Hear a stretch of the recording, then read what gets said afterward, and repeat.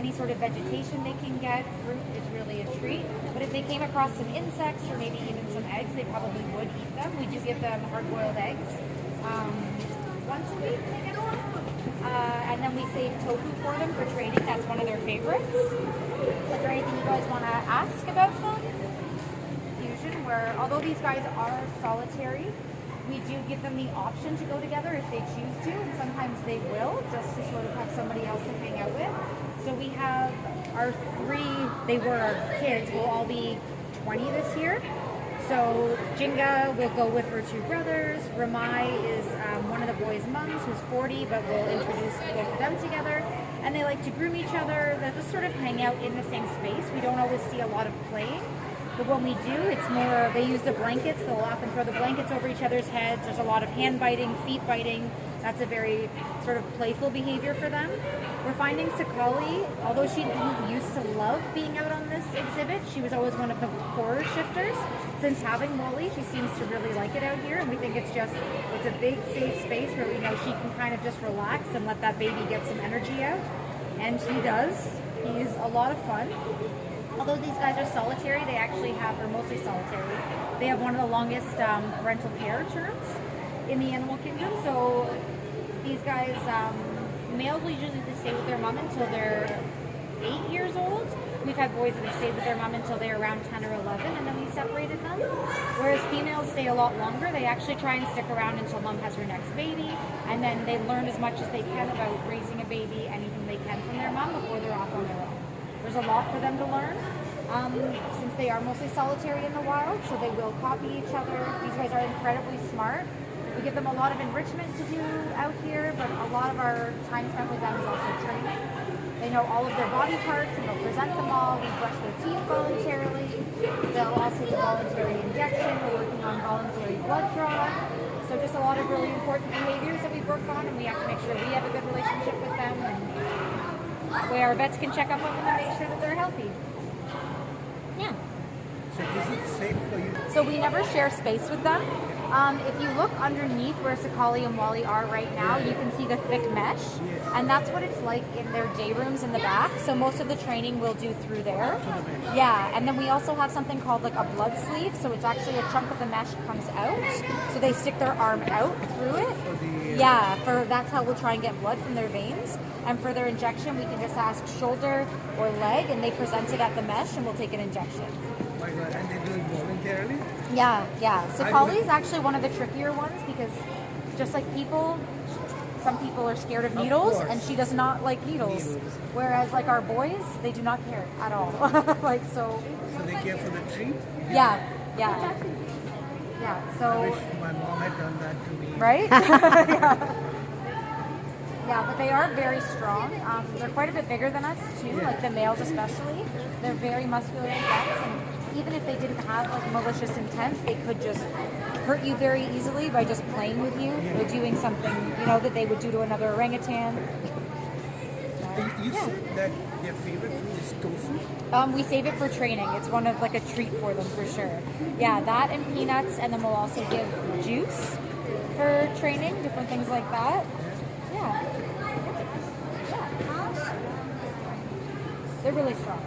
I don't know how to compare it to us, but they are a lot stronger than us. How would you compare it?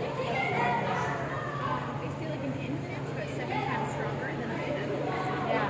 Like Wally's like, he's got me. They're very, very strong. Not people live in trees, right? And are they... Yeah. A big orangutan's really strong. Like this is all very, very sturdy. They can be very destructive. We've had our males even just pull off big planks of wood here, and anything you give them, you think it's like fun enrichment, and they can just rip it to shreds. So Do they like swimming? so they can't swim. Oh, they can't. Yeah, so that's why the water is a good barrier. So they're too muscularly dense. They actually just kind of sink. So water is just a natural. Yeah, so these guys, they'll still come up and like interact with it. They'll sometimes take a mouthful. There's actually, they're redoing this indoor exhibit. The plan is to redo it next year. So the plan is to put up glass here, and that way we just have that much more usable space. Because it has to be, because they're so, like they swing, so you can see everything is kind of back that way. So they can get to here, but it kind of prevents any use of upward space here. So when they redo it, it'll be really nice because hopefully they just have like a lot more space for them, right? Yeah. Like you have the gibbons next to them. Yeah. Do they have, can't they go with the gibbons? So some zoos do that. Siamese, like that type of gibbon, is often one that they'll do it with. The issue is our orangutan exhibit is not gibbon proof. So gibbons are true brachiators, which mean they'll swing and they'll let go and then grab another vine. So they could get out of here in a heartbeat. Yeah. But they do see each other, so there's like a tunnel that goes through. Yeah, so sometimes the orangutans will go in there and check out the gibbons, and they've seen each other. It's something, yeah, that a lot of zoos do, and it would be really cool to do. Like the young one there, Melina, is crazy, and we always say it would be so much fun to have her and Wally together. They would just get so much energy out. But and you said you have 7 of these guys? Yeah. So do we saw an outdoor exhibit. Yeah. And we saw those pillars, huge pillars outside. Do they actually climb that and walk across? Yeah. So Summertime? not all of them. Yeah. So Sakali has gone outside. Like she goes outside and she'll usually go into the exhibit quickly and come back. She really likes the research center and she likes climbing to the top of the tower and looking and then coming back down.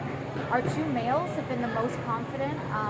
Wally has been the most confident for going up and he'll do the O-lines. Okay. So he goes all around there and like so we could be visiting the zoo and these guys could be up there? Yeah, like in the summer it's really cool. Our old girl actually, she's 58 years old, we did not think that she would do them, and she sits her butt on those O-lines and just scoots herself along. We actually, so they are obviously temperature sensitive because of course. they're from Sumatra. And is it moisture also? So we do find, in the back, they're like redoing a bunch of the ventilation in this building right now, and we're looking into humidifiers because you're right, like the humidity, they need it to be nice and the minute you humid. enter this exhibit, it's like your glasses, everything falls Oh, down. yeah. So they require a lot of humidity. Yeah, and I think it's just because what they would have in the wild, when things are not humid, you can notice they get a little bit dry in the winter. These 2 are Sakali and Wally. Sakali and Wally, yeah. But they are pretty resilient. Like right now, like our old lady, I gave her access outside and she went outside, sat in the snow for a minute, had a few mouthfuls of snow.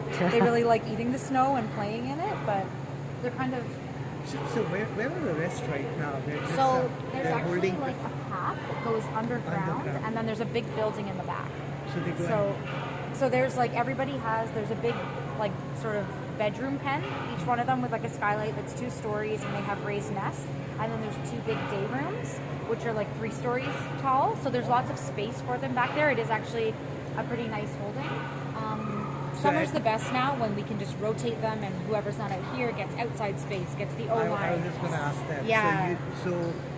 So we may come some other time and see some other male... Yeah, so even if you stop by later this afternoon, there'll be another orangutan out. It might be, I think we might do the old lady this afternoon. So it's our 58-year-old. She usually hunkers down by the window and just checks everybody out. But the males must be really huge. Yeah, they are. Sakali is a very big female. But the males are, they're quite a bit bigger than her. And then they have their big cheek pads. What, the ear-like? Yeah. What G-pads means what? Cheek pads, it's so, like, their faces are very... They look like that. Yeah. So that's what their cheek pads. So when the males are young, they look just like females. But when they get older, like into their early teens, they start to flange, they call it. And that's when they get those big cheek pads. Yeah. They're very impressive. Like, the males are very impressive. But we haven't, I have a pass, but I've never seen the male in this. Every time we've come, we've already seen these 2. Really? Italian. That's funny because I hear a lot of people like, we never get to see the baby. Like yesterday we had both males out, the one in the morning and one in the afternoon. So it honestly just depends. It depends. And it also depends, yeah, see, she'll grab a drink. Yeah. Okay. It also depends on Poopy, like our older female. She really likes the exhibit, so sometimes she'll hold it hostage for like 3 days and not come in. And it's not within our control. We can ask nicely, but that's all we've got. So in terms of apes, these are great apes. Yep. And out of the great apes, you do not have chimps, No, we don't have chimps. We don't. We just have the gorillas. gorillas, and these. Yeah. And Which, yeah, I've never worked with chimpanzees, but it sounds like it'd be very difficult. you know, this zoo is very short on monkeys. Yeah. Why is that? I don't really know. Because don't know if there's like you a- know, when we were thinking of the zoo, Yeah.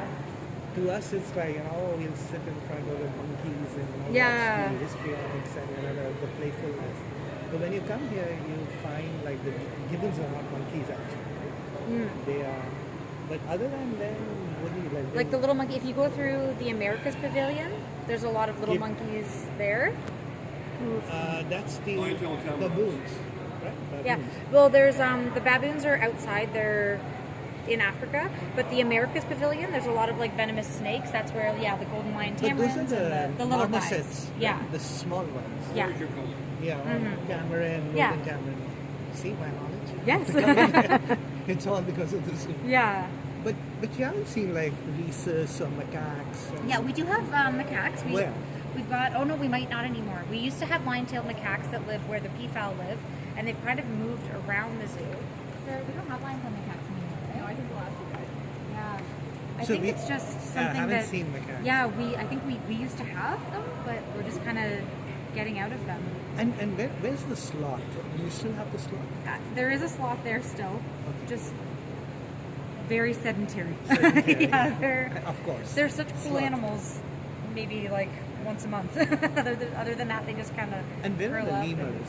Lemurs are The in- lemurs are in Africa, but Africa. I think they're under construction right now. Sorry, my knowledge is very limited to this pavilion. I don't get out a lot. They're there. Yeah. They're there? Lemurs? The ring-tailed lemurs, yeah, they're there. Yeah, so where the that's gorillas the- are, that's so at the the top of the Americas? board. No, so the The lemurs Africa. are, Africa, where the gorillas are. So when you walk through that pavilion, the lemurs are right as you exit. Okay. Yeah. Inside was the 2 tortoises, 2 cranes. Because I think we missed seeing the lemurs, but when you come in, you see all the pictures and all. Yeah. If you go there now, so Rulani, the new male, is inside. Okay. Inside the main exhibit. Rulani, the new gorilla. Gorilla. The new gorilla, Zulani, Oh, the new Zulani. male gorilla. Who's being trained to become the silverback? Yes. Yeah, Zulani. Yeah. They've stopped the training, yeah. They're not doing that right now. So how long does it take for He's in the the main baby to exhibit area. become a full-grown? A long If you go time. inside They the stay gorillas, right, little he's in the for a long main- time. So Main How old is this right little now. one? he's 3. Not Oh, really, but they put him 3 there year. Oh, for look at him. to rotate him. So he's Wali. Yes. Wali is the baby you can who's see him, yeah. hanging upside down now. Yes. He's So playing with them. when these guys get older, so usually boys, it can be, I think it's between like 6 and 8. The mom will kind of send them on their way. They're still not fully adult. It's not usually until they're teens when they get really, Oh. really big. It's like But like the females, like Jinga, probably when she was around 10, she would have like weight to gain still, but they just grow up really slowly. okay. So, So we'll have more of this baby. oh yeah, we're gonna have, I think, quite a few years Few- still of him few just being years. a little ham, and yeah, he's a lot of fun. Yeah. And she's giving him a bit more space now out here, which is nice. Like, just lets him do his own thing and play while she'll sometimes just lie down. But yeah. Any more questions? Thank No? you. Yeah, no problem. Thanks.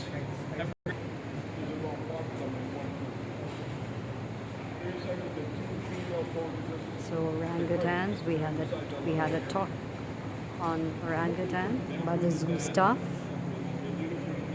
So height is 1.4 meters, Generally, males are 50 to 90 kgs, female 30 to 50 kgs, and lifespan is from 30 to 45 years in the wild, up to 50 in captivity. So the name orangutan is derived from the Malay words orang, meaning person, and hutan, meaning forest. The orangutan's arm span can be around 2.5 meters longer than the height of their body. Well, it says it's the largest. Look at the arm, as you can see.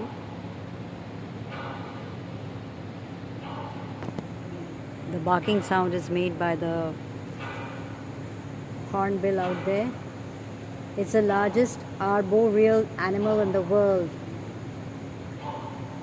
That means they spend around 95% of their time on the trees. The Sumatran orangutan, the height is 1.4. So these orangutans are listed as critically endangered according to the International Union of Conservation of Nature, which is IUCN, and it's a red list. Major threats for the habitat destruction, capturing for pet trade. They are the largest arboreal animal in the world, usually spending 95% of their time in trees. They live in tropical rainforests, mainly frugivorous, eating fresh fruit, leaves, insects, and some small vertebrates.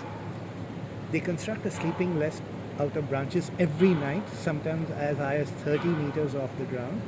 They have been observed making and using tools to scratch themselves to provide shelter and to collect insects and honey. Males often grow large cheek pads and throat pouches as they get older. Large cheek pads, eh? This one. Yeah. Cheek pads and throat pouches. Okay. So they.